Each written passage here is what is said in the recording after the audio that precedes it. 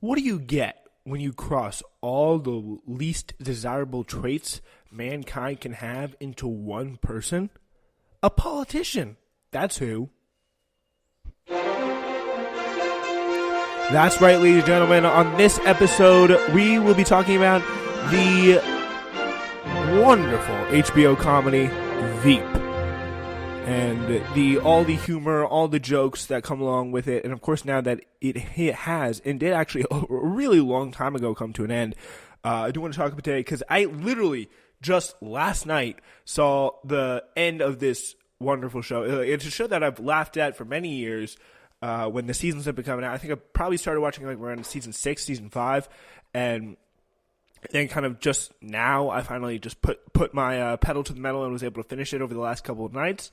So yeah, here I am. Only 7 episodes in the 7th season, but an incredible run for one of the best prestige TV shows in television. Although I am well aware it's been off the air for a while, we're going to talk about it. So yeah.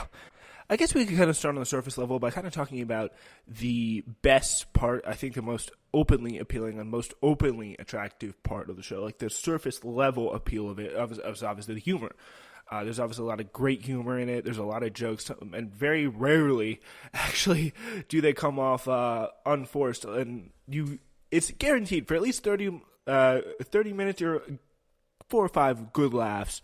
4 or 5 good, like, legitimately funny things in each episode. Sometimes they're just jaw-droppingly insane and jaw-droppingly funny, and, like, it's really incredible. Similar to the show that we discussed last week, except for maybe, like, Richard Splett, none of the characters in this show are very good. They're all really kind of horrible people. Selena Meyer, obviously, is the head gal, the top main character of the show, the starring role, the leading lady. She is the vice president of the United States in the beginning of the show.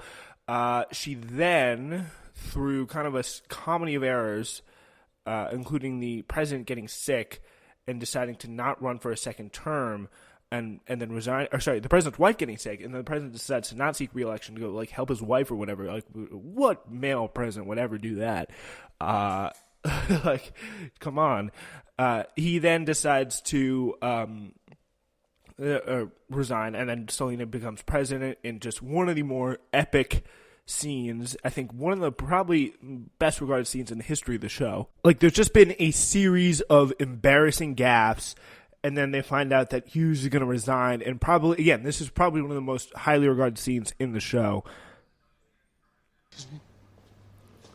Mm-hmm.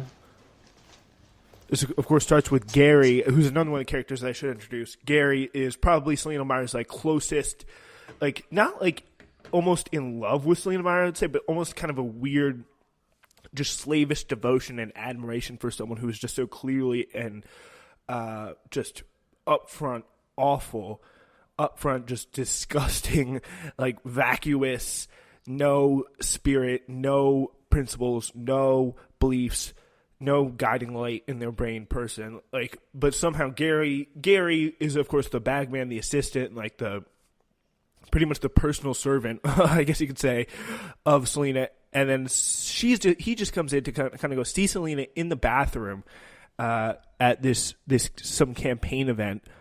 Mm-hmm. And here's how that plays out. Hey, man, you all right?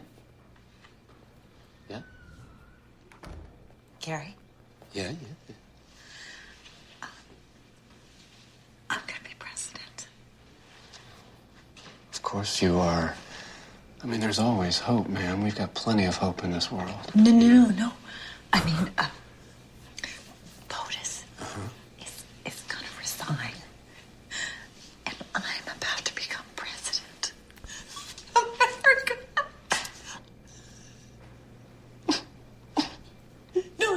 No. Oh, don't cry. Don't cry. Oh. Your nose is bleeding. Oh, you're bleeding. Oh, my God, you're bleeding. Oh, Gary, When I get excited, my nose bleeds. What? When I get excited, my nose bleeds. Okay, you gotta sit down. Wait, you gotta sit down. Gary, you gotta sit down. Put your head back. Put your head back. Well, that's good. Wait, let me get you a paper. Oh, shit. Gary, there's no toilet paper. Go on my back. This is in my back. Okay. It's in the, What?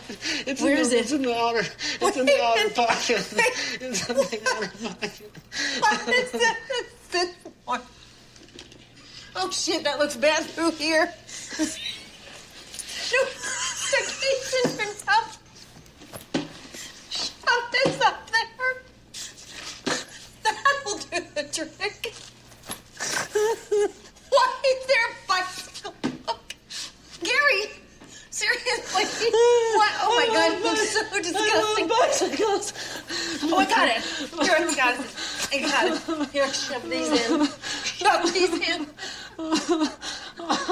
We gotta go. Uh-oh. Everything all right?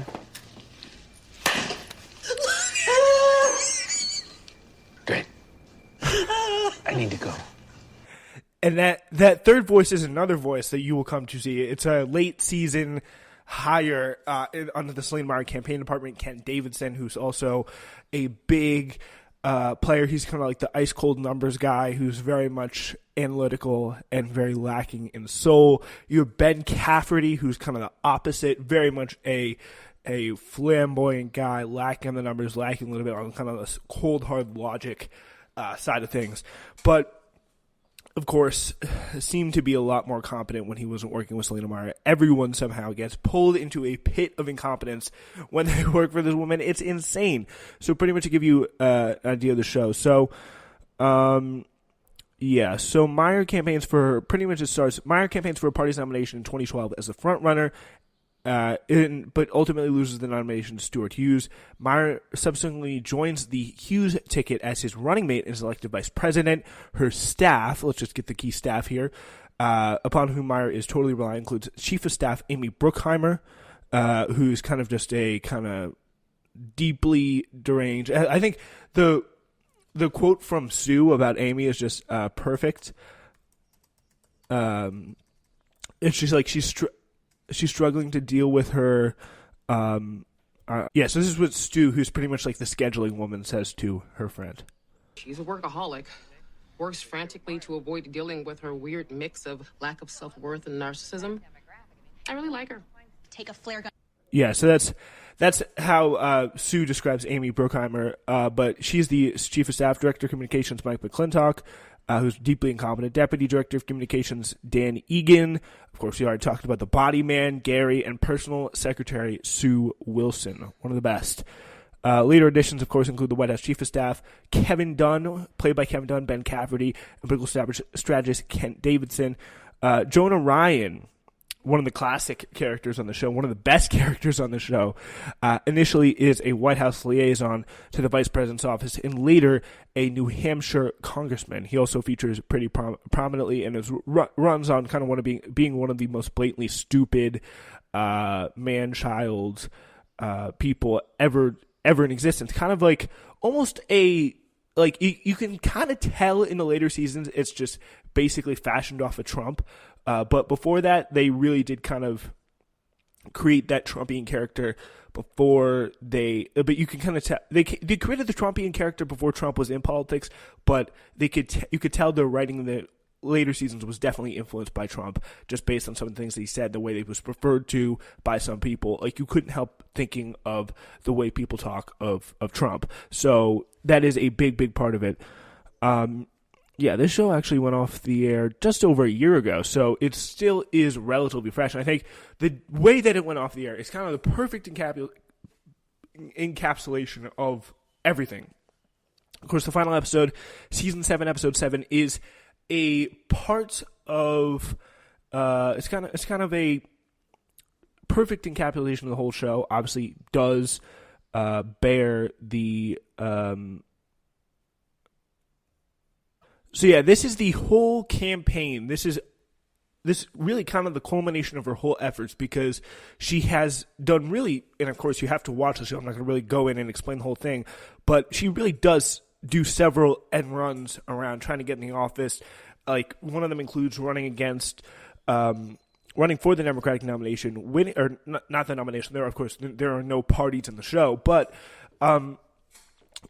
she runs for the nomination. She gets a nomination. She ties in the Electoral College, ties in the House, and then the opposing person's vice president becomes the president through like a series of convoluted votes, including processes in the Senate, processes in the House, and of course Tom James, who was originally Selena's vice president, tries to steal from her. And of course, it's a whole. So pretty much, she, after failing that time, is running again. This time, she is so close to winning the nomination. She has to go up against 3 other candidates, including Mr. Again, literally running on abolishing Arabic math, Jonah Ryan. Like, could you see Trump going in that direction? Like, honestly, like it's very, very similar.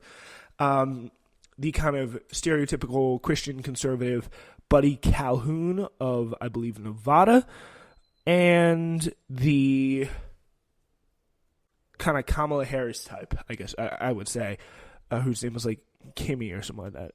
I do forget. Yeah, but yeah, she's back. She is trying to, with Veep, and she's trying to, of course, win the White House. Selena is, of course, actually, she did have to take a hiatus from the show, unfortunately, to recover from breast cancer treatment. So obviously she is all right. She's going to do things right, though. She really tries to do things right, though. She's going to avoid humiliation and dysfunction at every turn. She is new Selena now. Gary, kind of speaking for us all, when he says, I don't get it, actually, in the season. She's landing in Iowa, not Cedar Rapids, where Amy is keeping the crowd photo ready, but in Cedar Falls, she is greeted by an empty airstrip, so literally just goes to the wrong place.